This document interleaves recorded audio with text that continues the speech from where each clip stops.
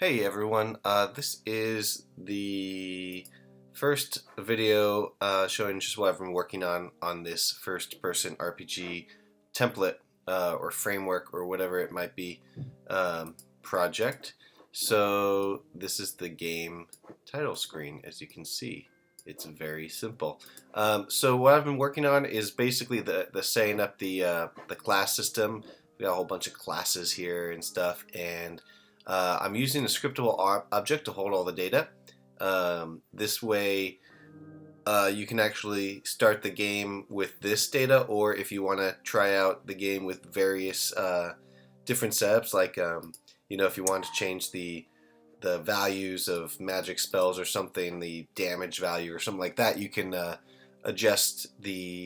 make a copy of this first-person RPG scriptable object, make your changes, and then if you don't like them, you can go back without worrying about remembering what you changed and all that stuff. So we use a scriptable object, and I've created an editor script. Right now it's very basic looking, and it might stay this way because it does its job well.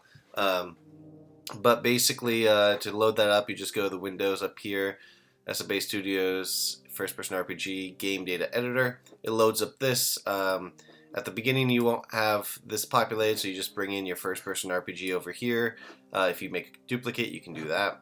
And then you can bring the skin on here as well. And you can create your own skin in case you want to customize the colors or anything like that. So we've got our main data up here.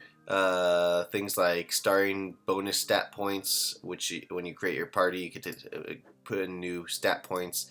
The amount of gold you start with, the starting points per stat. This is actually not being used right now. For the time, we use whether we're using AM, PM. If you look at this right here, this is the actual in-game time. It's not formatted properly with the second zero for the minutes and seconds. But if you don't use AM, PM, then it'll use a 24-hour time. Or, if you want to, a 27-hour time. Or a 28-hour time. 30-hour times, because the cool thing here, and you can see it right there, so that's 26 o'clock, 26:30. The cool thing here is that the date system is arbitrary, so you can change the number of seconds in a minute, the number of minutes per hour, hours per day, days per month. You can name the different days of the week, so now there are 7 days of the week, but we could add another day just by clicking the add button and make this extra day. And so now, I'm going to copy that so I don't. Now, if we come on, can we go faster? There we go. So Saturday, then extra day, and then Sunday again, so that you can have 8 days of the week if you want, or you can have 5 days of the week, whichever you want. So it's a pretty cool. It's flexible like that. Months are the same way. So if you have 13 months and there's 30 days per month, then there's going to be 390 days per year.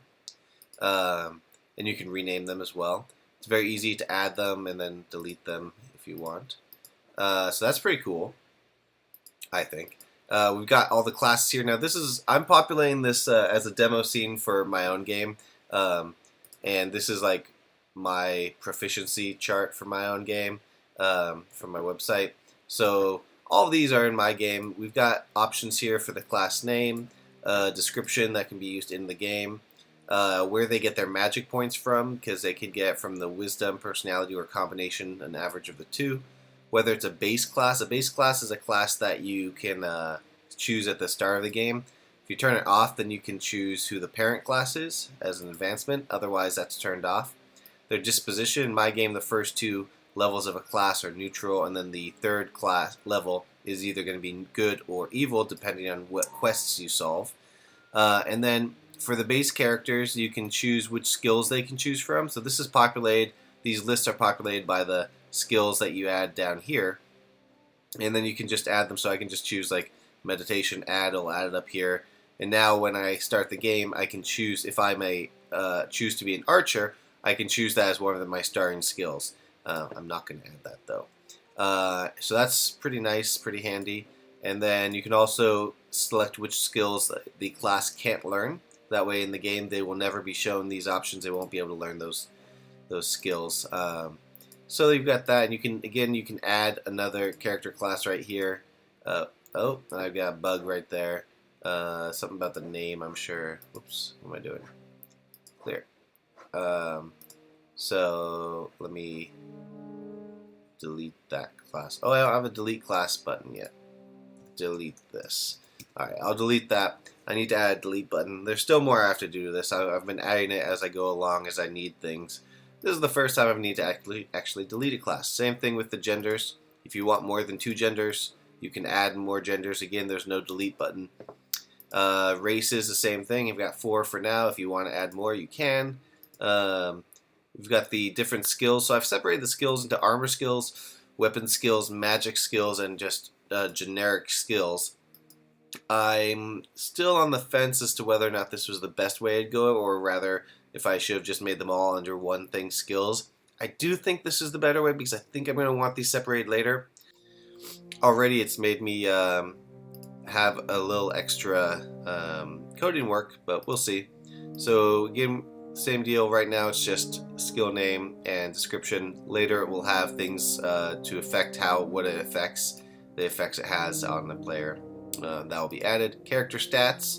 This goes to all the stats, including hit points, armor class, experience level, and all that stuff. Anything that will be shown on a stats screen. And it's used for math too. Conditions like poison. Stop movement will be if you can't select the player can't attack, stuff like that. So if he's stone, if he's dead, stuff like that, it'll be stop movement.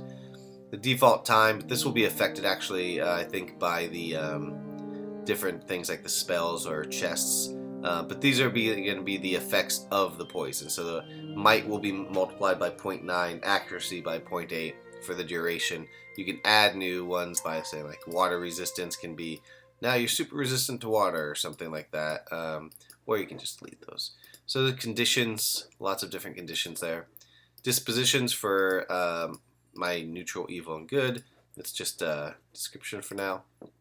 Stat bonus points. This is going to be used for the math in the game. So this is similar to how the Might Magic VI through VIII games did it, where the stat value of say 21 would give you a bonus of 4. So for Might, the stat of Might adds bonus to the hit damage you do. So in this case, it would be a bonus of 4. If you go up to 275 Might, you get a bonus of 18. So this is going to be in math, and you can add more levels, and so this way you can help fine-tune the difficulty of the game a little bit as you go along. There will be more things like that as we go along. Default names for the character creation scene. These are default names. I've got 4 of each race and gender combination. That way you can have up to 4 and they all have different names. You can add new names. Just choose a name, choose a race, choose a gender, and you're all set. So that's the data editor, and then the other window I've got going on is the Proficiency editor. That's a big window, and apparently it's got issues. Alright, so I reload. Here's the thing here. You're going to need to choose your first-person RPG and the first-person skin, and then reload the proficiencies. That's just loading the data from the scriptable object, and you've got all your stuff here, and you can change how often the key gets repeated. So if you've got a smaller screen, you can, as you're filling out the data. So this is basically math for proficiency. It's part of the math for instance, we've got an archer here, and down here we've got his stamina is -0.1. So an archer, for every 1 point of stamina, he'll actually only get 0.9. However, if he is a half-orc archer, he has a 0.2 bonus on stamina, so we'll actually get a 0.1 bonus on average, and he'll get 1.1 point of stamina for every 1 base point. So that adds a little slightly different way of doing the stats in the game, so that the combination of race and class matters. These are just preliminary values. Over time, there's going to be larger like hit points. Right now there's no change for hit points, but eventually, you know, Barbarian's going to have more hit points than a Mage, so Barbarian may get a modifier of 2. So for the hit point math, they'll get, you know, more hit points than someone else. Maybe as they get up to the execution level that would be 3 or 4. Stuff like that. So it's just one big chart that makes it easier to modify and edit. Alright, and then the next thing I did is we'll go and start the game. You can click New Game and go to the character creation scene. So this is all randomly generated on the fly. This is where portraits will go. They're not ready yet. So I wanted to make sure that the races and genders and classes and all that are all randomly chosen.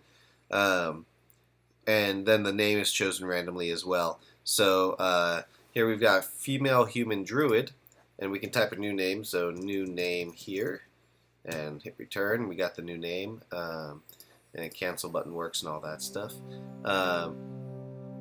And you can change the gender just by clicking here. Change the race by clicking here, and you can see the stats updating because of the stats I did it again. Stats updating because of the proficiency level, and then of course you can change the base class here. There are 8 base classes plus the delete this class, which apparently has huge modifications on everything or something.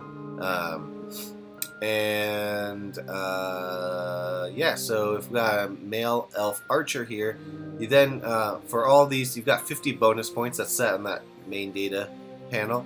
So you can add all the different points, you can subtract. These will go down to 7, and it'll go up to 21. That's something else that you'll be able to set in the main panel, so you can modify that to fit your game. You're going to have to do all these to start the game. So, we'll just set a whole bunch there. Okay, and then you can choose the skills. I'm not really happy with the way you choose skills right now. I think there could be a much better way with just a list of all the skills, and you just select the ones you want and click the button. But for now, you can choose skills. Now these skills are populated based on the race and the class.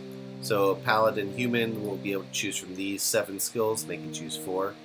But if it's a Paladin Elf, then they'll have these 7 skills, and if it's a Paladin Half-Orc, they'll have these 7 skills, and Dwarf will have these. They can have up to 8, but it depends on whether or not there's duplicates between all that. So there you go. Elf, Scout. 2 of them are from the race right now. This is the way I've set up mine. So Leather and Staff are because it's an elf, and then Fire. All this magic spells are skills are from the Scout class. So you choose the skills you want, and you can replace them if you so choose. Yeah, so this is not the best. I'll redo this eventually, but I hate doing character creation scenes. I spent 10 hours today doing this today, and it was a pain, and I wasn't happy. Once those are all populated, you've got all the skills, everything's populated, you'll be able to begin your journey right now. When I click this button, it's actually going to reset everything. Because clicking this randomize characters will just randomize everything. It'll do the setup all over again. Because I haven't done the begin your journey, and the button right there, that will basically save it to the disk as a serialized class. So all the data in the scriptable object in this first-person RPG will be saved, and it will be registered, and the game will start. But that's not ready yet. So that's where I am at this point. Hope you can see where I'm going with it, and making good progress, I think. So it's not pretty yet, but it will be one day. Alright, let me know what you think. Thanks.